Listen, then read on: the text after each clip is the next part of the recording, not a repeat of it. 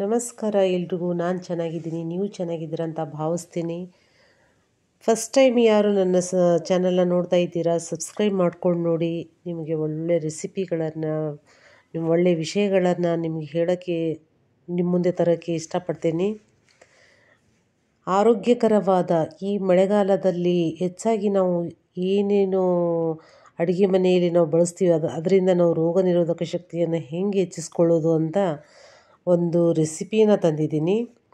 ಬೆಳ್ಳುಳ್ಳಿ ಬಹಳಷ್ಟು ಪ್ರಮುಖವಾದ ಪಾತ್ರವನ್ನು ವಹಿಸ್ತದೆ. ಮತ್ತು ಕೆಲಸಕ್ಕೆ ಹೋಗೋ ಮಹಿಳೆಯರಿಗೆ ಇದು ಒಂದು ಉಪಯುಕ್ತವಾದ ರೆಸಿಪಿ ಅಂತ ಹೇಳ್ತೀನಿ.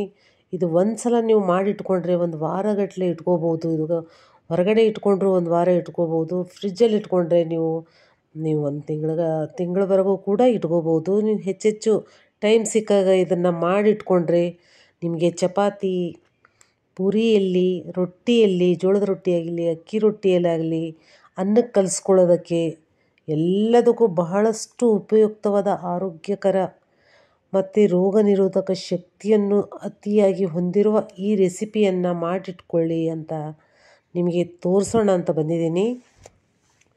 ಇದಕ್ಕೆ ಮೇನ್ ಬೇಕಾಗಿರೋದು ಟೊಮೆಟೊ, ಬೆಳ್ಳುಳ್ಳಿ, ಪತ್ತರ್ ಪುಡಿ, ರುಚಿಗೆ ಉಪ್ಪು, ಇಷ್ಟು ಸಾಕು. ಇದನ್ನು ನಾನೆಲ್ಲ ಕಟ್ ಮಾಡಿಕೊಂಡು ಮಿಕ್ಸಿ ಮಾಡಿ ಇಟ್ಕೊಂಡಿದ್ದೀನಿ. ನೋಡಿ, ಒಗ್ಗರಣೆ ಹಾಕ್ತಾಯಿದ್ದೀನಿ.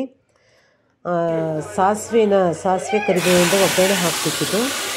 ಸಾಸಿವೆ ಕರಿಬೇವು ಸ್ವಲ್ಪ ಚಟಪಟ ಅಂದ ತಕ್ಷಣ ಇದಕ್ಕೆ ರುಬ್ಬಿದ ಎಲ್ಲ ಮಿಶ್ರಣವನ್ನು ಹಾಕಿ ಚೆನ್ನಾಗಿ ಬಾಡಿಸ್ಕೋಬೇಕು. ಅದು ನೀರಿನಂಶ ಎಲ್ಲ ಹೋಗೋವರೆಗೂ ಕುದಿಸ್ಕೋಬೇಕು. ಹಾಗೆ ಅವಾಗವಾಗ ತಿರುಗ್ತಾ ಇರಬೇಕು. ಯಾಕಂದರೆ ಇದರಲ್ಲಿ ನೀರಿನಂಶ ಇರೋದ್ರಿಂದ ಅದು ಪಾತ್ರೆಗೆ ಅಂಟ್ಕೊಳ್ಳೋದು ಕೂಡ ಇರುತ್ತೆ. ಹಾಗಾಗಿ ಅವಾಗವಾಗ ಅದನ್ನು ತಿರುಗಿಸ್ತಾ ಅದು ಚೆನ್ನಾಗಿ ಬೇಯಿಸ್ಕೋಬೇಕು. ನಾನು ಸ್ವಲ್ಪ ಚಿಕ್ಕ ಪಾತ್ರೆ ತೊಗೊಳೋದ್ರಿಂದ ಎಲ್ಲ ಕಡೆ ಈ ಥರ ಪಟ್ಪಟ ಅಂತ ಸಿಡಿಯುತ್ತೆ ಅದು. ನೀವು ಒಂಚೂರು ದೊಡ್ಡ ಪಾತ್ರೆಯನ್ನು ಇಟ್ಕೊಂಡು ನೀವು ಮಾಡಿದ್ರೂ ನಡೆಯುತ್ತೆ. ನಾನು ತೋರಿಸ್ಕೊಳ್ಳೋಕ್ಕೋಸ್ಕರ ನಾನು ಸ್ವಲ್ಪ ಸಣ್ಣ ಪಾತ್ರೆಯನ್ನು ತೊಗೊಂಡು ಮಾಡ್ತಾಯಿದ್ದೆ. ಸುಮ್ಮನೆ ಸ್ವಲ್ಪ ಮಾಡ್ಕೊಳ್ಳೋಣ ಅಂತ. ಹಾಗಾಗಿ ನೀವು ದೊಡ್ಡ ಪಾತ್ರೆ ಇಟ್ಕೊಂಡು ನೀವು ಜಾಸ್ತಿ ಕೂಡ ಮಾಡಿ ಇಟ್ಕೋಬೋದು. ನಾನು 2 ಟೊಮೆಟೊ ತೊಗೊಂಡು ಮಾಡಿದ್ದೀನಿ.